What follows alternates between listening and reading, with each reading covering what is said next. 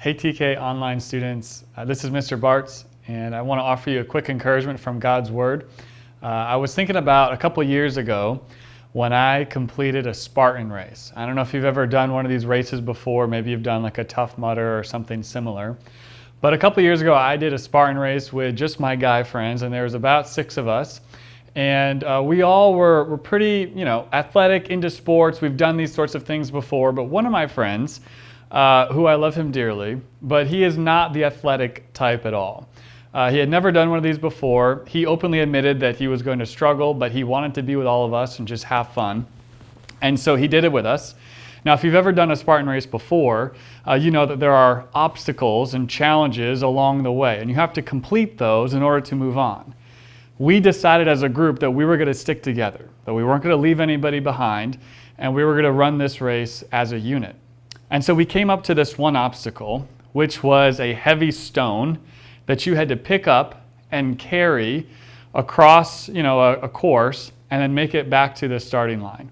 You had to complete this in order to move on to the next obstacle. So we got to the obstacle, all of my friends, we picked up the stone, we did it, we came back. Well, my one friend was struggling. It was a little heavy for him. And he didn't want to just skip the obstacle. He really wanted to complete it. And so all of us gathered around him and we encouraged him. We cheered him on. Every time he dropped the stone, we would encourage him and tell him, you got it, you can pick it back up, let's go, you're almost there, you're halfway there, you're almost there. And so we just kept encouraging him along the way. And eventually, through, trials and grit and perseverance, he completed that obstacle, carried his stone from start to finish and made it back. Now I tell you that story because I want to tell you about the importance and the significance of a kind word to someone else. The power that a kind word can have on someone else's life. The Bible actually talks about this, and he talks about it in the book of Proverbs. So you might have read several Proverbs before. You might be familiar with the book of Proverbs. But this is a book in the Bible that gives us life advice, great wisdom that you and I can apply in our daily lives.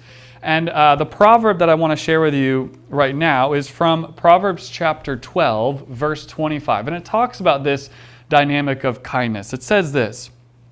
It says, anxiety weighs down a person's heart, but a kind word lifts it up. I love the way that the author puts that because it's easy for you and I to remember. Anxiety can weigh down your heart, but you know what can lift it up? A kind word.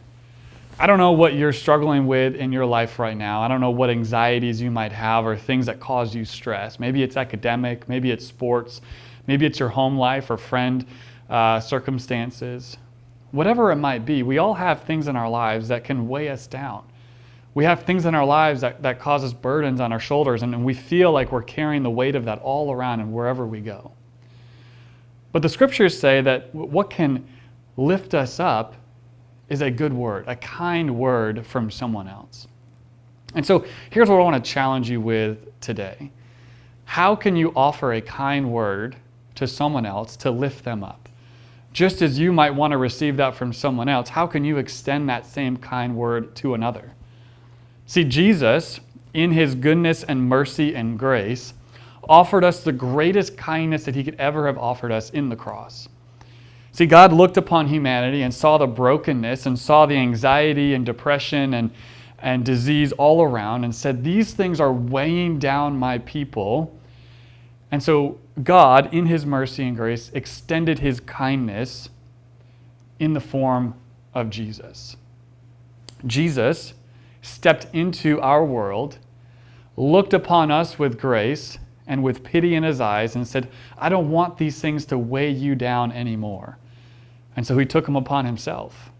And he took our sin and our shame and anything else that weighs us down, and he freed us from that by going to the cross and by rising again. That's the greatest kindness that anyone could ever offer you and me.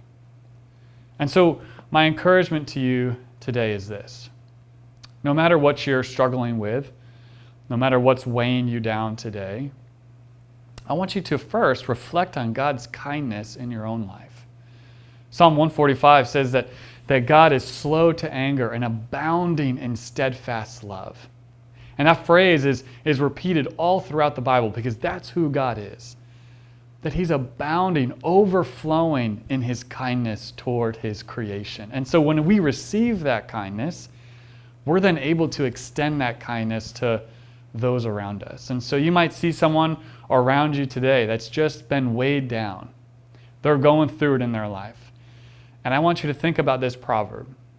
Anxiety weighs down the heart, but a kind word can lift it up. How can you lift up someone else today? Hope that challenges you, encourages you, and we'll see you again soon.